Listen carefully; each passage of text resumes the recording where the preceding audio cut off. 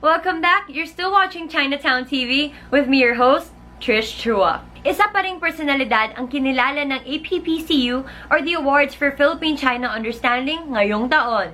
Bibigyan parangal si Wilson Lee Flores as one of its worthy recipients for his efforts and contributions to facilitating a better understanding of the Chinese culture and the Chinese community in the Philippines, through his writings as well as through his many socio-civic and cultural initiatives.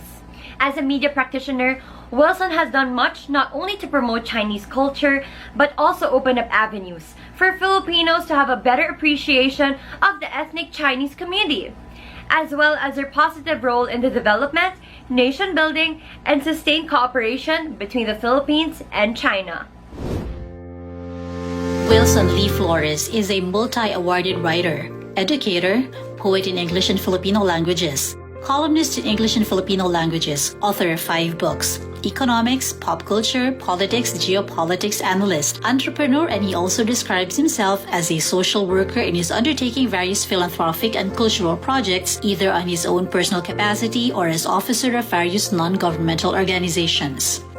Thank you very much for the recognition and thank you very much for this award because this will hopefully encourage more people in our Philippine society to do more positive efforts to promote better understanding between the Philippines and China, between Philippine culture and Chinese culture, because we have been neighbors and actually relatives for thousands of years. I'm a person who is interested in history. I love history, I love culture, I love learning non-stop. And to me, helping promote understanding between the Philippines and China is not only an adventure, a meaningful effort, it is also a non-stop learning process for me. And we are all Asians, and this 21st century is the century of Asians, of the Asia Pacific. So it is ideal that we have the Philippines and China as partners.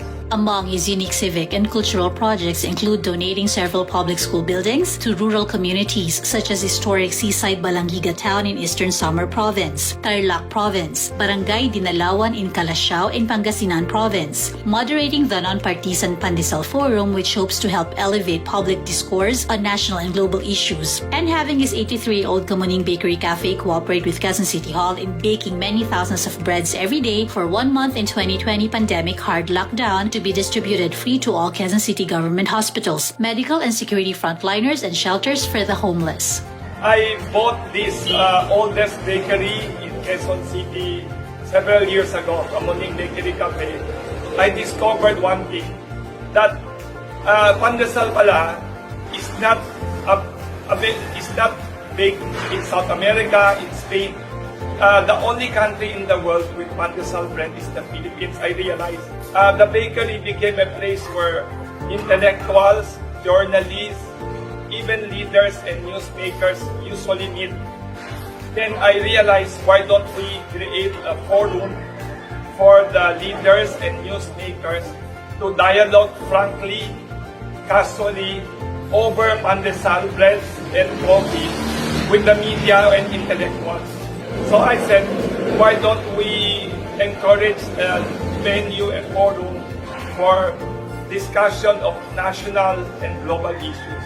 It's a media, intellectual, and issues-focused forum. As first-year college student, he had won 3 Don Carlos Palanca Awards for literature. His first prize-winning work was about the struggles and socio-economic contributions of ethnic Chinese entrepreneurs to Philippine national life since the Spanish colonial era. His 2 other prize-winning works were on the Filipino people's revolutionary struggles against colonial oppression.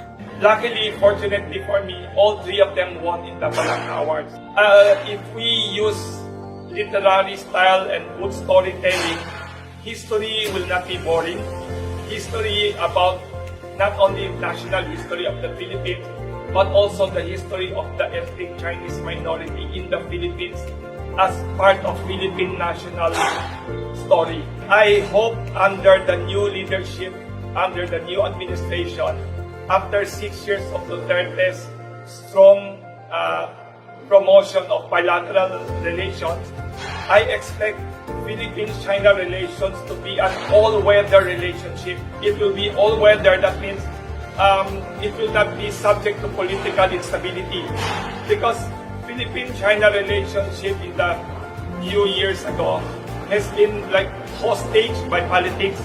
I hope that in the future, the bilateral relationship between Philippines and China will be so strong, it will be a non-issue for whoever will be the next president.